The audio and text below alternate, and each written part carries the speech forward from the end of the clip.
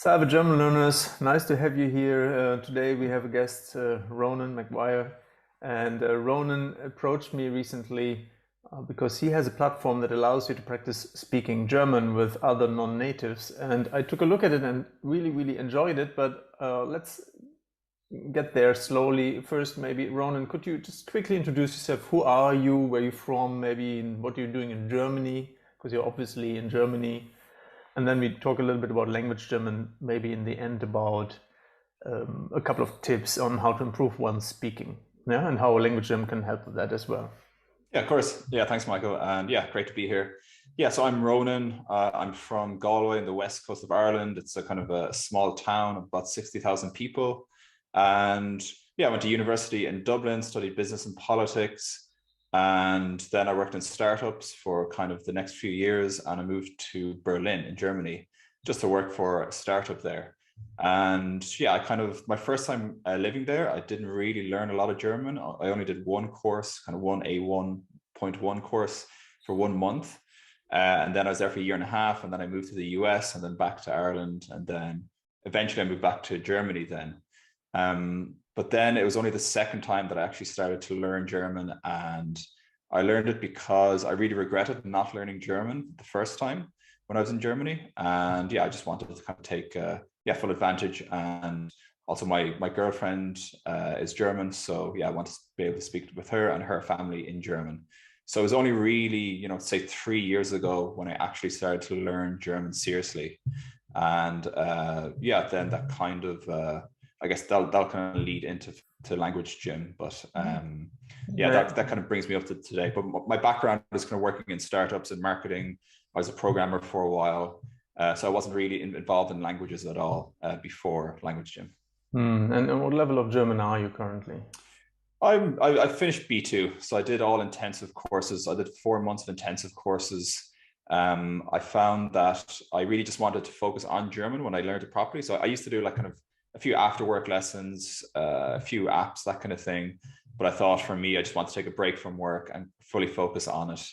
And then, yeah, I did 4 months of intensive German courses. That brought me up to B2. But then since then, it's been a kind of a lot of speaking, learning on my own, doing YouTube videos, that kind of thing.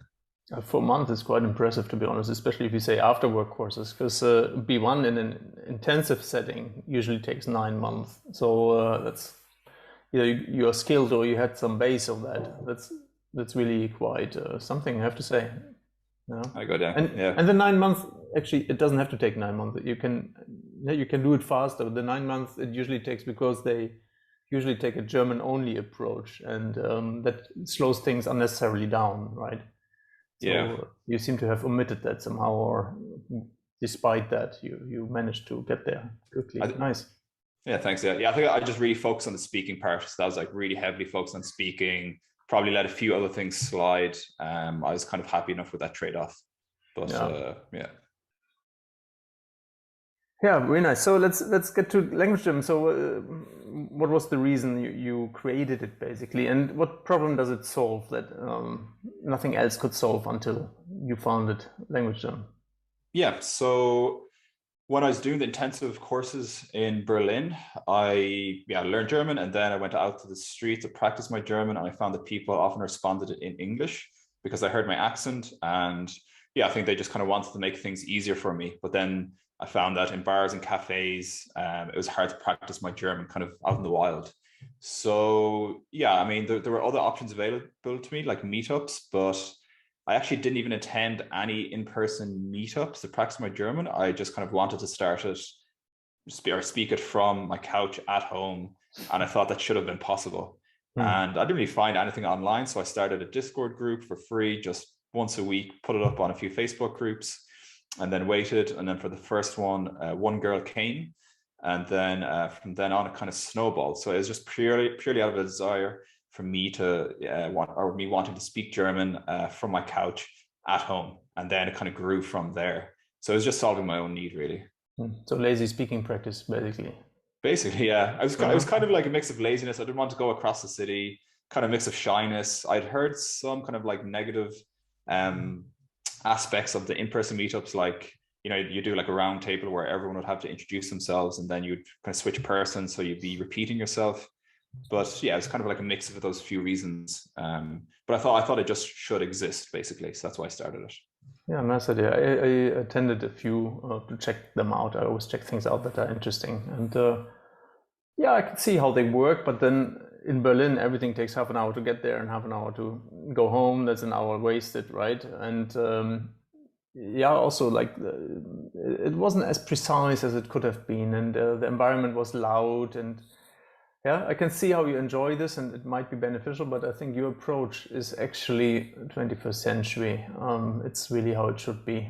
Because why would I have to? I can still meet these people at one point, or other people, if over time I trust them and enjoy talking to them, right? But the time gain and the comfort, and in these days, if you are a bit aware of COVID, right, and you don't want to expose yourself to a room full of 50 people that have been God knows where, that might be a reason for many people to not go there. Yeah, so this enables you to have speaking practice in a safe environment. Yeah, exactly. And we kind of grew along with COVID. So I started it right before COVID hit, not because of it, but it definitely grew, you know, kind of alongside it, and COVID probably helped quite a lot. But yeah, it's just basically like when you strip everything back, as you said, do you need to commute? Do you need to be in a noisy bar to practice German? And the answer is no, you can do it online and get most of the benefit, if not all of the benefit, in a slightly different way. Yeah. So it's very, very effective, I think. Yeah. Yeah. And what are some core principles that you that are at the base of Languagegym? Like, what is important for you?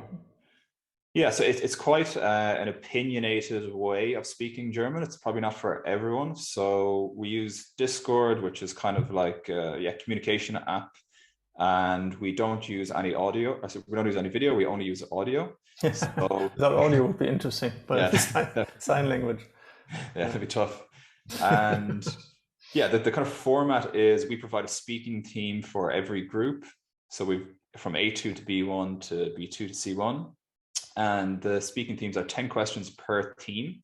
And it'd be, say, going to the beach for the A2s, or it'd be, you know, ordering in a fancy restaurant, or it'd be globalization or privacy for the C1s or something like that, more abstract. And we meet at the start in the main channel, say with 20 people, and there's a native speaker leading that group. And then after 5 to 10 minutes, the native speaker breaks everyone up into groups of 3.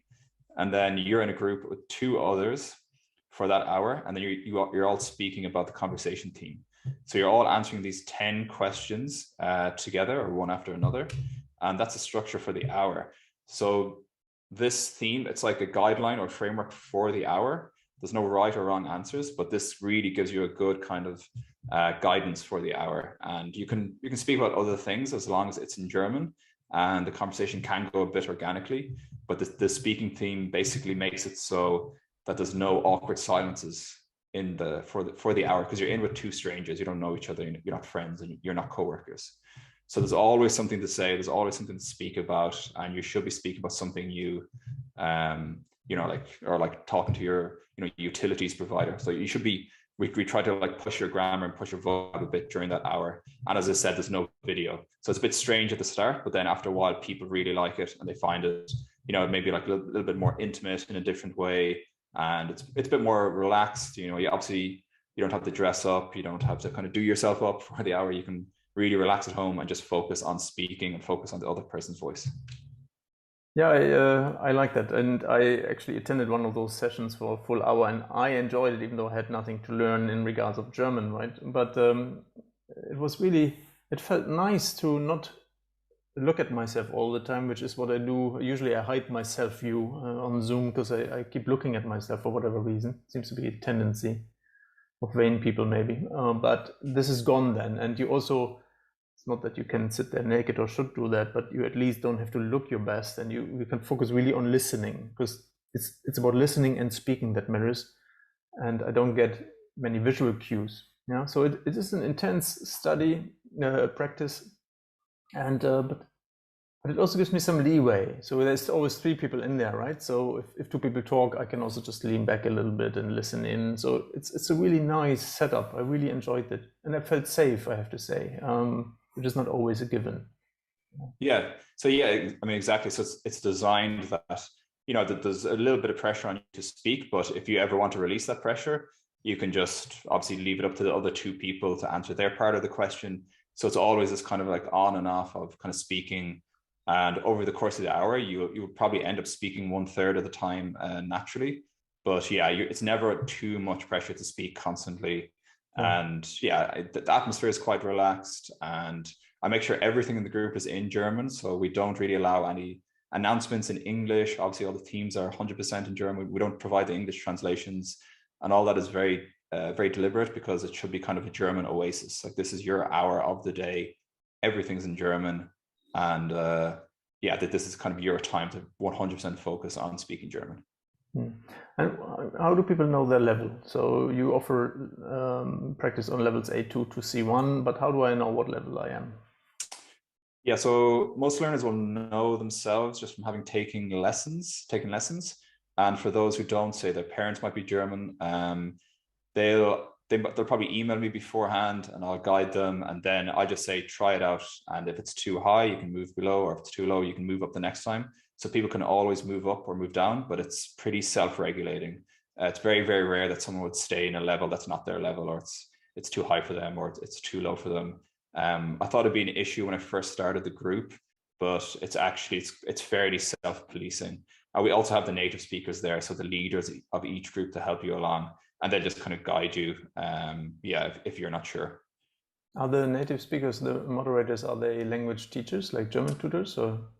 Yes, so 2 of them are. So we have a great team. So 2 of them are, yeah, fully qualified language teachers. The others have experience, but they're not kind of qualified German teachers, but they're still great.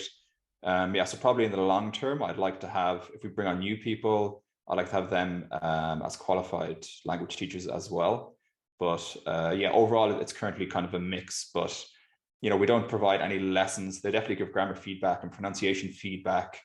And yeah, so we don't provide proper lessons per se, but yeah, I think that they all definitely have enough experience and aptitude to give all our learners really good feedback.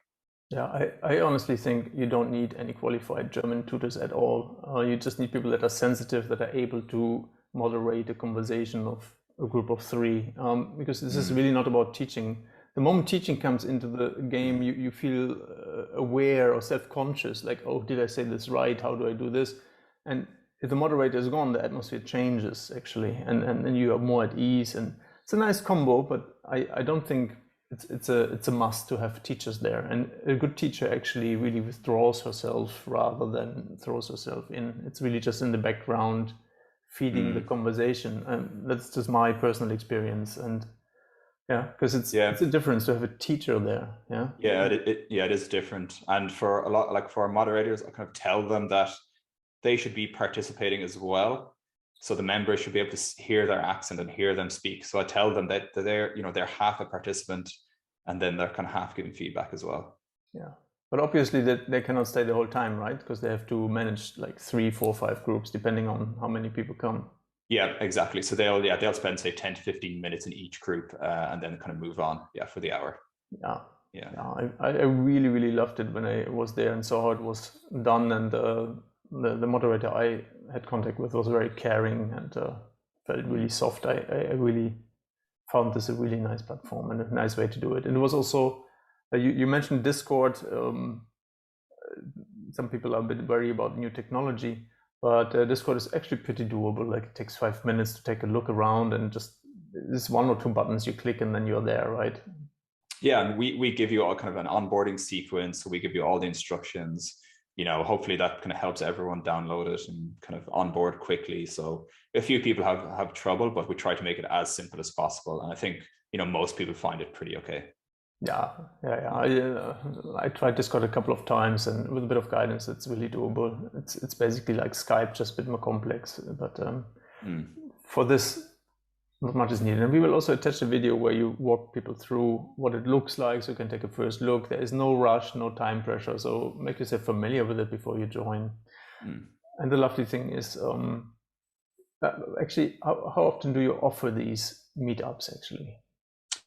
Yeah, so every single day. So for the A2 group and the B1 and B2 groups, we'd meet up 7 days a week, and then for the C1 group, 5 days a week. And yeah, we might bring up the C1 to 7 days a week as well. But yeah, there's loads of meetups, and we even have some people to say their B1 level, but they want a little bit more practice. So they might join the A2s for a while. And we have lots of people doing that, or likewise, we have a C1 member who wants to join the B2s for a while. So we have lots of people getting lots of practice in. You can really improve your German. The main feedback that I get from people is that improves their confidence. So completely unsolicited, when people give me feedback, the word confidence always comes up constantly. And I found that myself. I actually used Languagegym, or Deutschgym as it was called back then, to learn German myself. And it actually helped my confidence massively, because that was a huge issue for me. So yeah, I think just you can get a good volume of practice or spoken German in Languagegym. Yeah. Nice. I already sent a couple of my students there, right? And a couple of quick adopters, let's say, that went there, and one asked the question, how do I actually measure my progress with Languagegym? I'm curious what you say. I have my own response to that. So how do I know that I'm successful in Languagegym? Yeah, I mean, well, one kind of easy way for me is that I've had people join from A2 and then end up in C1, obviously over time. And then I was wondering, it's quite a jump. Yeah.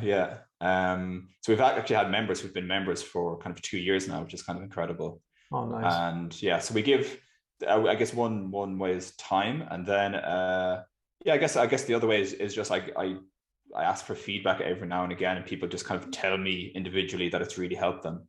But I guess we don't really measure it in any other way currently.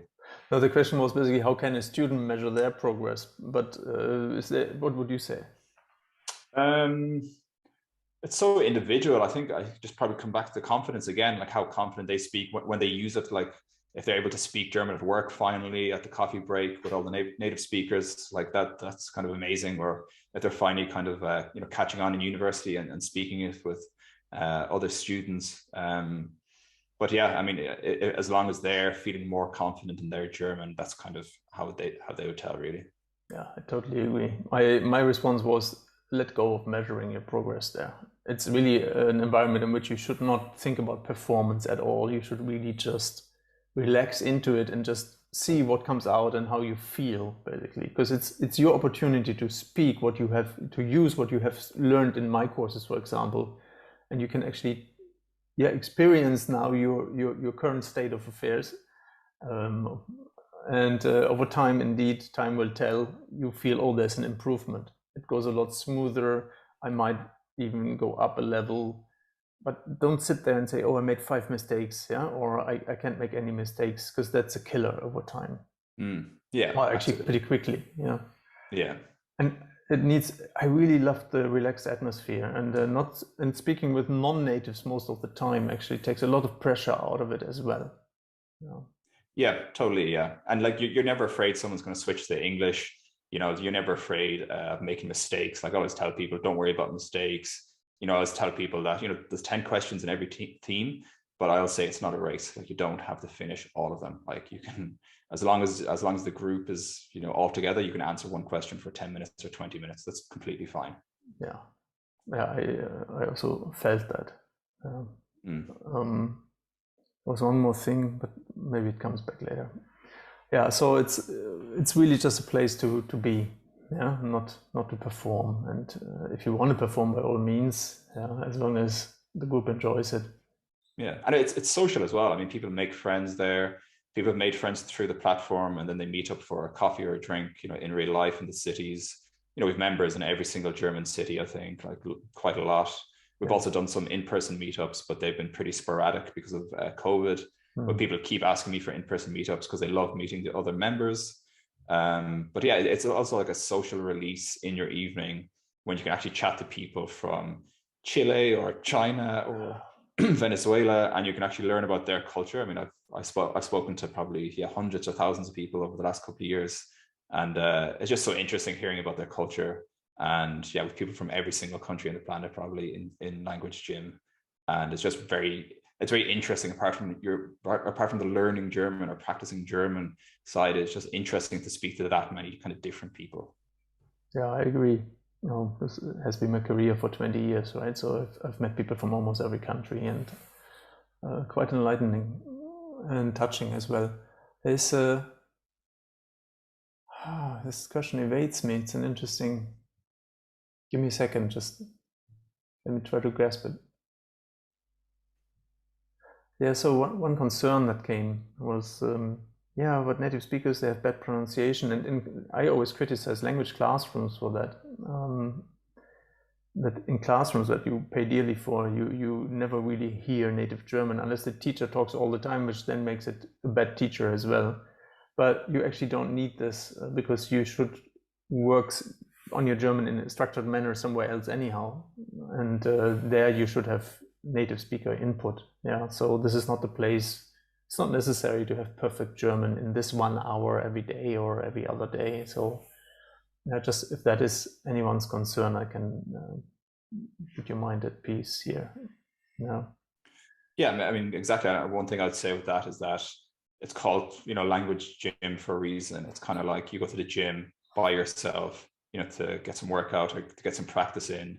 And this is supposed to be your kind of, cafe interaction, or you're talking to someone in a bar where there's no teacher. So this should be you practicing and improving, like you would out in the wild. So it's 100%, it's you don't need to be observed kind of the whole time, and yeah, it should be kind of fairly natural. That's the kind of environment that we're trying to induce. Yeah, I totally agree. I think we covered most of it. The pricing, I don't want to go into detail because it might change, but at this point, it is ridiculously cheap. If you ask me, it's something like $2 per session if you go every day, or even less. You have different plans, right? What do you offer at the moment? Yeah, so we have different plans. So say if you want to attend twice a week, it's €16 per month, or you can attend unlimited sessions for €25 a month. So yeah, maybe the pricing might change, but yeah, we've quarterly plans, yearly plans, so you can go to the website and check it out. But I think it's pretty affordable. So the most expensive one is $2 per meeting. So if you make it every time, even if you just go once, in some places you would pay that for one meeting, right? So it's amazing. I appreciate that possibility as well. So for me, it's a no-brainer, and you can try it 7 days for free, right? So you go there 7 days, and then you feel, okay, it's right for me, or it's not. No risk. That's also why I enjoyed that. Yeah, exactly. Come try it out for 7 days. If it's not for you, that's fine. But you can try it out. Change groups, try different teams, meet people, and yeah, see what you think. Yeah. Yeah. Nice. Good.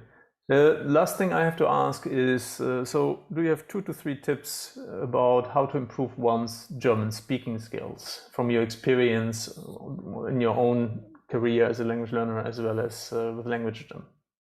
Yeah, so for me, I kind of treated language learning apps and lessons kind of as tools.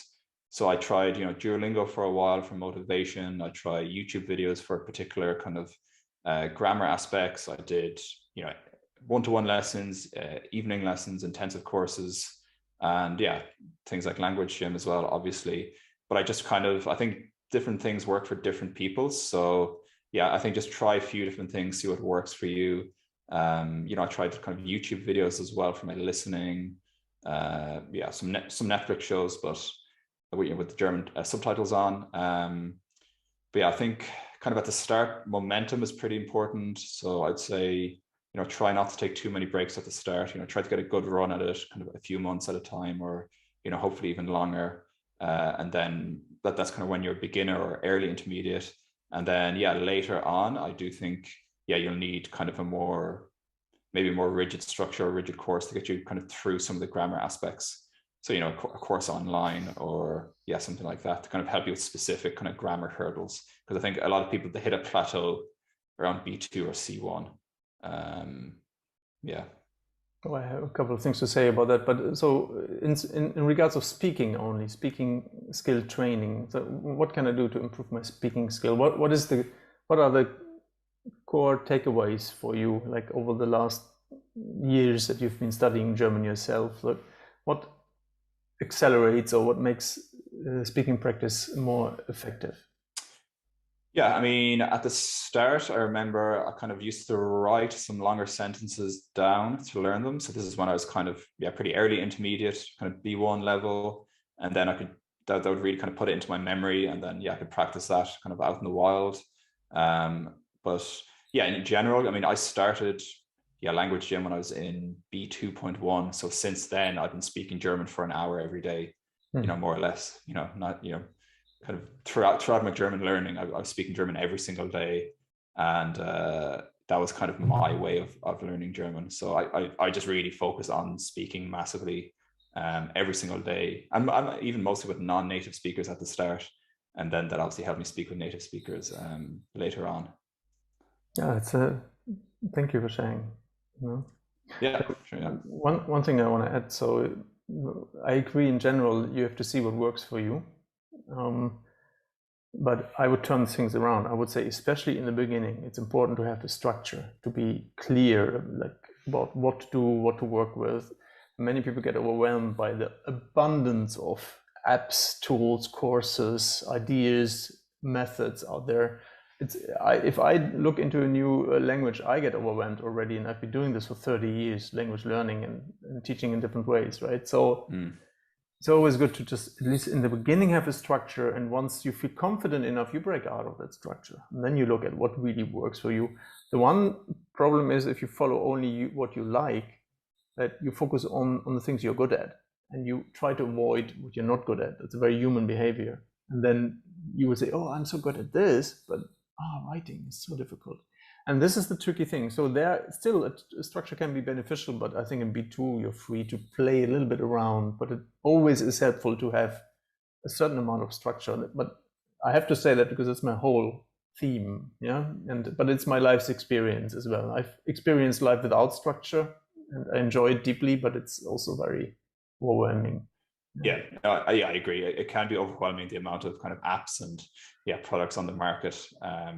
But yeah, I mean, I guess as long as you have the basics kind of done, then you can kind of maybe explore a little bit. But yeah, and you can try different structured approaches as well, right? It's really, you have to see if you feel resistance, then it's worth looking into it maybe, and also trying something else. Absolutely. Yeah, totally. But don't stick with one thing just because you paid for it or something. That's the worst you can do. Yeah, but definitely something I've noticed with talking to people is that all the German learners, when they start off, they all get lessons. Whereas like I've spoken to like Spanish learners, and they seem to move to Spain, pick it up pretty easily, and then start speaking, maybe with some lessons here and there. But I've noticed certainly with myself and a lot of other German learners, you need German lessons at the start. Whatever the difference is between the languages, you need some structure to kind of get going. It's kind of pretty anecdotal, but it's something that I've noticed. Well, Spanish is a bit simpler. Plus, if you know a little bit of English and German already, you can pick up vocabulary pretty quickly. It's the difference the other way around, and the grammar is a little bit more demanding. Not that grammar knowledge or knowing about grammar will necessarily help much. It's of course satisfying and useful in the long run, but it doesn't make you speak better right away. Yeah. So, and hard to say what. Yeah. What this causes this.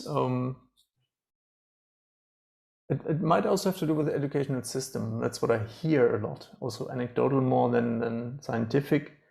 We in Germany we have English from grade 4, maybe sometimes even grade 1 nowadays. In my times, grade 6, and then French or Latin or something. And in Spain, I don't think that's really common. It might have changed over the years, but from what I've heard, and if you have no base of how to approach a new language, it's difficult. So you possibly set that base when you first set foot into Germany and say, oh, let me do a language course because I don't know how to learn a foreign language. Many US Americans have the same problem.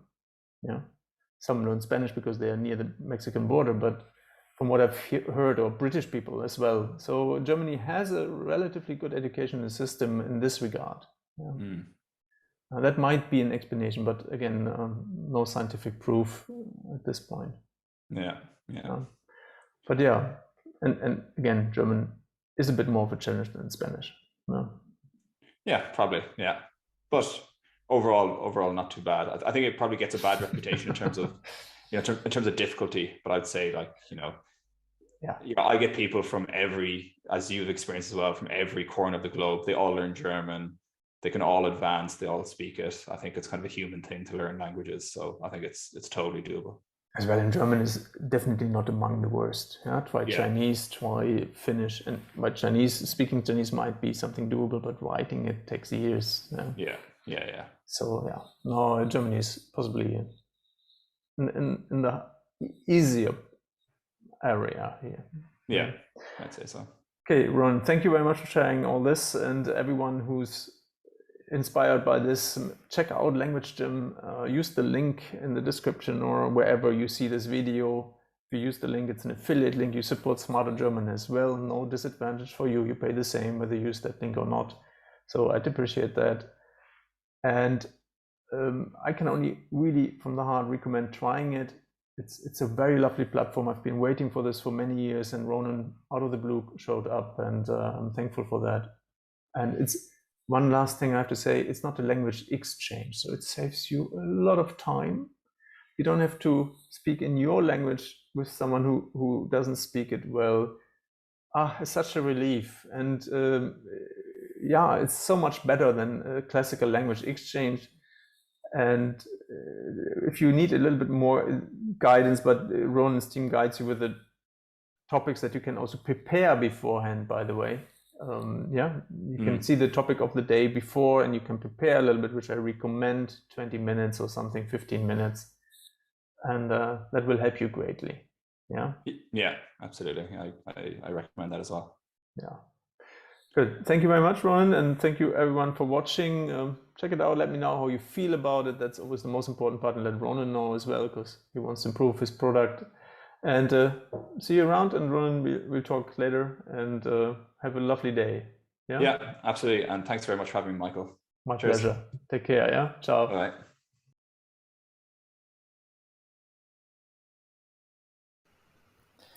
Hey, I'm Ronan, and I'm the founder of Languagegym, and I'm going to give you a tour of our Discord group today. So we use Discord to host all the meetups and meet every day. Now, once you download Discord and you click on the invitation link we send you, this is what you'll see. So there are voice channels and text channels here on the left, and then just the main screen here in the middle. So for the text channels, there's a few informational ones like my channel for announcements or Zeitplan. This is the calendar for the month. So we have meetups every single day, as you can see here. Then we also have the Themen channel. So we speak about conversation themes every day, and there's a different theme every day. So as you can see, there are about 10 questions here. And the idea is that in the groups, you'll answer all the questions. So every member in your particular group will answer every question. And there's a little dictionary at the bottom, and then there's an image as well. And we post the themes in advance, so you can prepare for the meetup if you like. And some people find that helpful. So if we go down to Allgemein Text, this is the main text channel for the whole group. So here you can talk to the leader of the group, or you can talk to one another here. You can ask questions and interact with the group. And there's also a few other channels here that you can kind of click around and discover yourself. Now, important is Allgemein Voice. So this is the main channel where the group meets at the start of every meetup. So a couple of minutes before the meetup begins, simply click on Allgemein Voice. And now you'll be brought straight into Allgemein Voice. So here you can talk with the teacher for a few minutes, and the teacher will welcome the new members, and the whole group will gather here. So say 10, 15 or 20 people will gather here, and then the leader, they'll tell you to split up into the smaller groups. And they'll tell you that you can either choose a group yourself, or if you need help, they can put you in a group. So these are split up into B1 and B2 in this group, and then also the sub-levels, so B1.1 and B1.2 and so on. Now, there are only 3 people per group for the smaller groups here. So you'll be with 2 other members. And when you found your group, say you're B1.2, or the teacher has asked you your level, and you've told them you're B1.2, click here. Now I'm in Reden 6. So I'll be here with 2 other members, and then I'll come back up to Themen, click on the theme, and now we'll begin answering the questions of the team, and we'll just go through the questions one by one, and that's how the meetup will flow for the hour. Now it's audio only, we don't use video, and might be a little bit strange at the start, but everyone really likes it once they get used to it. So then I'll be speaking here with the other two members for the full hour, obviously in German, about the team, and at the end of the hour, you simply say goodbye, and you click down here, click disconnect, and now you're out of the voice channel. So that's how it works. Thanks very much for watching.